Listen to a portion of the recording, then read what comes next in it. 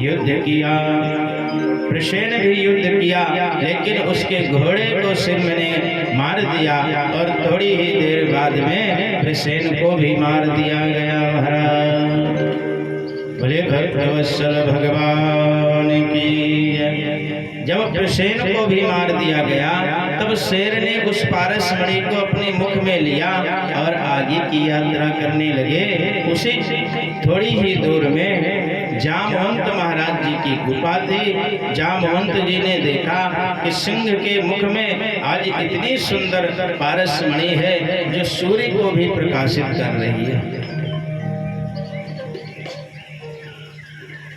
जामवंत जी ने शेर से उस पारस मणि को छीनने लगे। शेर और जामवंत जी का युद्ध हुआ। जामवंत जी ने शेर को भी परास्त करके मार दिए। महाराज और जामवंत जी उस पारस मणि को लेकर के अपनी पुत्री जामवंती जी को प्रदान कर दिया। बोले जामवंत जी महाराज की जय। जामवंती मैया की जय।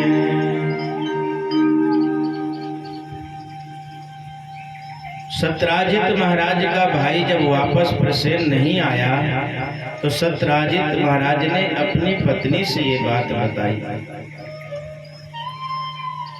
पत्नी से कहा कि देखो, द्वारिका नाथ हमारे पास आए थे पारस मणि लेने, लेकिन हमने उन्हें नहीं दिया, तो हमारे छोटे भाई को लगता है वो मार दिए और उस पारस मणि को छीन लिए। इसमें दोषी कौन हो गया? भगवान द्वारिकानाथ। और सत्यराजित जी ने अपनी पत्नी से कहा कि सुनो, मैं आपको बता बस रहा हूं, ये बात बाहर नहीं जानी चाहिए।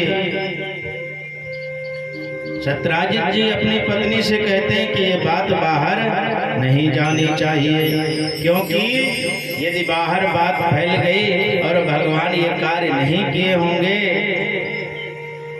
तो गलत होगा। तो माताओं का थोड़ा स्वभाव कोमल होता है, गंगा की तरह होता है। तो सत्यराजित ने और याद दिला दिया कि तुम किसी को बताना नहीं। अब मैया को तो बिल्कुल रहा ही नहीं गया।